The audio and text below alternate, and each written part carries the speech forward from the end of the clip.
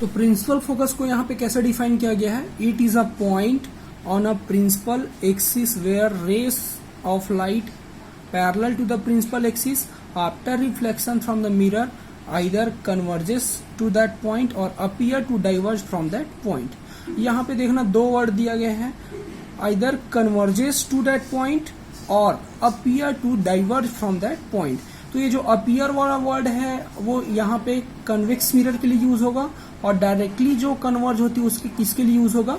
Convex mirror के लिए। ठीक है, जैसा कि आप यहाँ पे देख सकते हैं ये कनकेव मिरर है, इंसिडेंट रे पैरेलल है, किसके पैरेलल है? प्रिंसिपल एक्सिस के पैरेलल है। फिर ये रिफ्लेक्शन, आफ्टर रिफ्लेक्शन कहाँ पे इंटरसेक्ट कर रही है?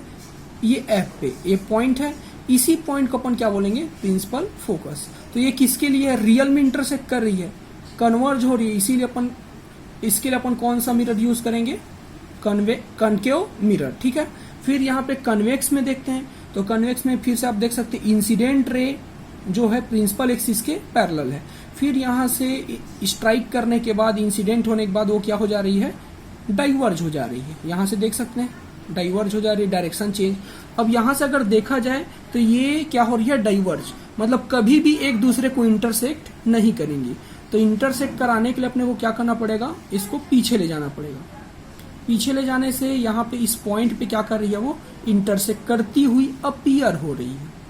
या फिर बोल सकते हैं अगर अपन इधर से देखें, इस साइड से देखें, तो ये जो रिफ्लेक्टेड रेस है, ये जो रिफ्लेक्टेड रेस है वो अपने आई पे आएंगी और कहां से आती हुई? अपीयर हो रही है। तो कहां से आती हुई अपीयर हो रही है? इस पॉइंट से आती हुई अपीयर हो रही है, इसीलिए इसको बोलेंगे क्या? Principal focus for convex mirror. ठीक, नेक्स्ट क्या है? Focal length. तो फोकल लेंथ फिर से अपन रिफरेंस पॉइंट क्या यूज करेंगे?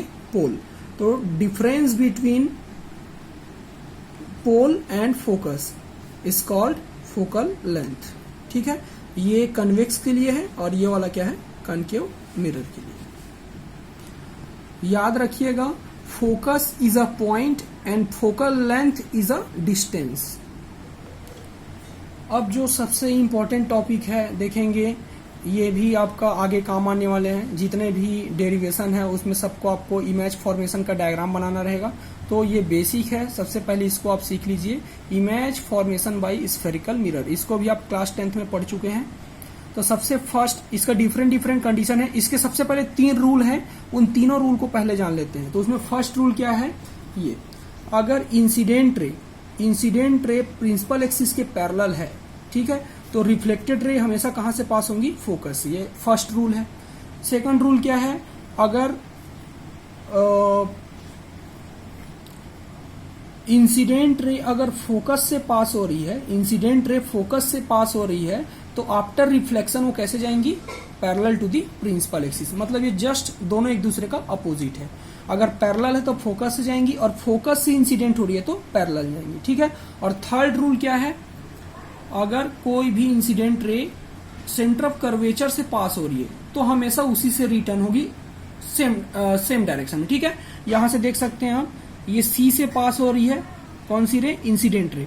तो रिफ्लेक्टेड रे भी फिर से कहां से पास होगी? सी से। ऐसे गई और ऐसे आई। ठीक है, अब इन्हीं तीनों रूल के बेसिस पर अपन देखेंगे image formation by concave mirror. तो इसके लिए डिफरेंट कंडीशन है, 5-6 कंडीशन है, अलग अलग पोजीशन पे ऑब्जेक्ट का इमेज कहां पे फॉर्म होगा। ठीक है, इसको भी क्लास 10th में देख चुके हैं। तो सबसे फर्स्ट कंडीशन देखते हैं, when object is at infinity. तो यहाँ पे देख सकते हैं ऑब्जेक्ट इनफाइनाइट में रहने का मतलब ही क्या होता है? इंसिडेंट रे का प्रिंसिपल एक्सिस के पैरेलल, या फिर इंसिडेंट रे का खुद में पैरेलल। ये बोल सकते हैं इंसिडेंट रे खुद एक दूसरे का पैरेलल रहे तो उसको अपन क्या बोलेंगे? जो ऑब्जेक्ट है वो इनफाइनाइट में है। प्रिंसिपल एक्सिस के पैरेलल रहना हर बार जरूरी नहीं है, ये केवल एक कंडीशन है। खुद भी पैरेलल है और प्रिंसिपल एक्सिस के भी पैरेलल है। तो इमेज कहां पे बनी? फोकस पे, और पॉइंट साइज का रहेगा। लेकिन एक और कंडीशन है, इनफाइनाइट में तो है लेकिन इंसिडेंट रे एक दूसरे के पैरेलल है बट प्रिंसिपल एक्सिस के पैरेलल नहीं है। तो उस कंडीशन में जो इमेज है वो फोकल प्लेन पे बनेगी। अब फोकल प्लेन किसको बोलेंगे?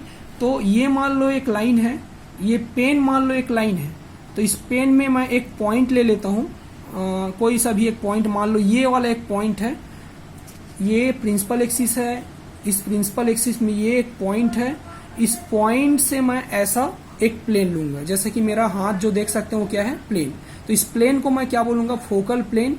क्यों? क्योंकि ये प्लेन कहां से पास हो रही है, फोकस पॉइंट से। ठीक है, तो मेरे हाथ में ही आप देख सकते हैं ऐसा कुछ यहाँ पे इमेज बनेगी और उसका साइज कुछ भी हो सकता है। ठीक है, अब थोड़ा सा ऑब्जेक्ट को और पास लेके आते हैं। तो पास लेके आएंगे तो क्या होगा, इनफाइनाइट से थोड़ा सा पास लेके आएंगे तो यहाँ पे दूसरा कंडीशन होगा क्या, when object is placed beyond center of curvature, beyond center of curvature, beyond center of curvature को अपन between infinite and center of curvature भी बोल सकते हैं। ठीक है, तो जैसे कि यहाँ पे आप देख सकते हैं सेंटर ऑफ कर्वेचर से थोड़े दूर पे, उसको अपन बोल सकते हैं between infinite and centre of curvature, क्योंकि इनफाइनाइट का तो कोई पोजीशन ही नहीं होता। ठीक, देखिए यहाँ पे ए भी एक ऑब्जेक्ट है। अब कैसे इमेज फॉर्म करेंगे, अच्छे से समझिए इसको पहले।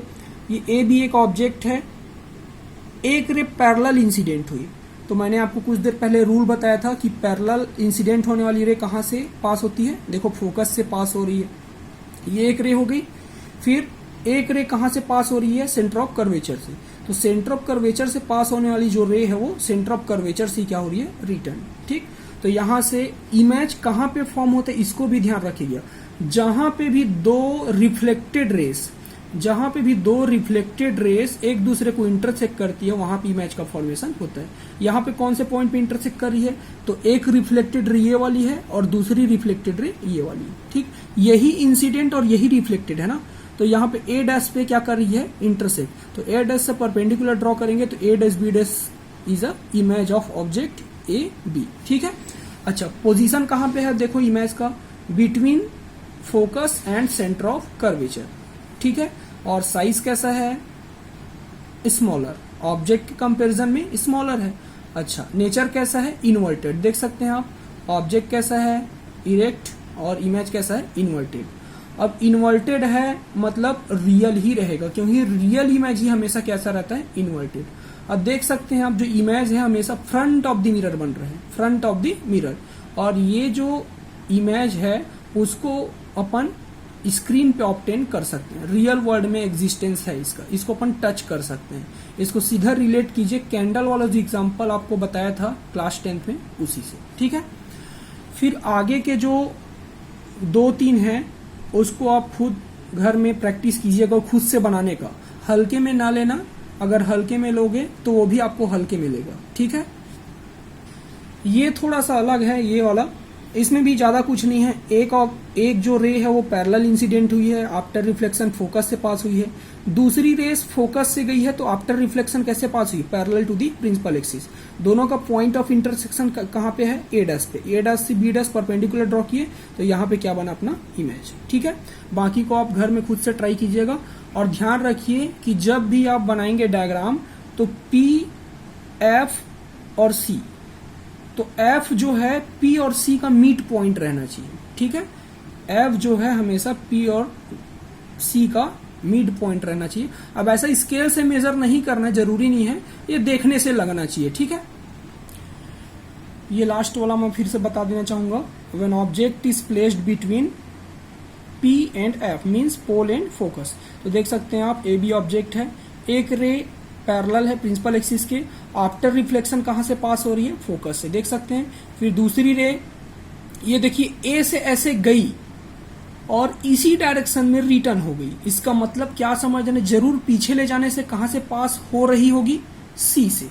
अब देखिए ये एक रिफ्लेक्टेड रे ये है और दूसरी रिफ्लेक्टेड रे ये है।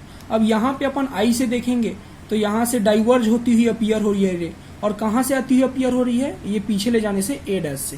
तो A dash point of intersection है और बी डैश परपेंडिकुलर। ठीक है, A dash B dash is a image. अब देखो ये यहाँ पे जो रिफ्लेक्टेड रे है वो दोनों एक दूसरे को रियल में इंटरसेक्ट नहीं कर रही है, वर्चुअली इंटरसेक्ट कर रही है। इसीलिए यहाँ पे जो इमेज बनाना उसको अपन क्या बोल रहे हैं, वर्चुअल इमेज, जो कि किधर बन रहा है, बिहाइंड द मिरर। और देखिए वर्चुअल इमेज हमेशा कैसा बनता है, इरेक्ट। कभी भी आपको वर्चुअल जो है इन्वर्टेड नहीं दिखेगा और रियल वाला इरेक्ट नहीं दिखेगा। ठीक है, और साइज क्या है, ये इस अगर अपन ऑब्जेक्ट और इमेज का कंपेयर करें तो जो इमेज है उसका साइज जो है ऑब्जेक्ट से बड़ा है। ठीक, अब ये जो image formation by convex mirror है उसको अपन ज्यादा एक्सप्लेन नहीं करेंगे, क्योंकि कन्वेक्स मिरर में हमेशा कैसा इमेज बनता है, वर्चुअल। इसको आप घर में ट्राई कीजिएगा, और अगर समझ में नहीं आएगा तो ग्रुप में बताइएगा, ठीक है। आज के लास्ट टॉपिक है साइन कन्वेंशन। तो साइन कन्वेंशन आप पहले से जानते हैं, ये अगर मिरर है, दोनों के लिए कॉमन है साइन कन्वेंशन। ये मिरर है तो साइन कन्वेंशन के लिए अपन मैथ्स में जो एक रूल है, ये जो राइट साइड है वो +x है, लेफ्ट साइड जो है -x है, अपवर्ड जो साइड है वो क्या है +y होता है, और डाउनवर्ड साइड क्या होता है -y। सेम आपको भी यही रूल यूज करना है। और यहाँ पे ओरिजिन के लिए अपन किसको यूज करना है, रेफरेंस पॉइंट पोल को, ठीक है। तो कोई भी चीज पोल के राइट साइड में हो तो उसको पॉजिटिव लेना है, कोई भी चीज पोल के लेफ्ट साइड में उसको निगेटिव लेना है। कोई भी चीज अगर प्रिंसिपल एक्सिस के अपवर्ड डायरेक्शन में है तो उसको अपन क्या करेंगे, पॉजिटिव लेंगे, और डाउनवर्ड डायरेक्शन में उसको क्या लेंगे, निगेटिव, ठीक। मान लो अगर ऑब्जेक्ट इधर है तो निगेटिव, इधर है तो पॉजिटिव, इमेज इधर है तो निगेटिव, इधर है तो पॉजिटिव। अगर ऑब्जेक्ट इरेक्ट है तो पॉजिटिव, इन्वर्टेड है तो निगेटिव। इमेज भी पॉजिटिव, इरेक्ट है तो, और इन्वर्टेड है तो निगेटिव, ठीक है। आगे अपन कल डिस्कस करेंगे relation between radius of curvature and focal length of spherical mirror, ठीक है। Okay, thank you and good night.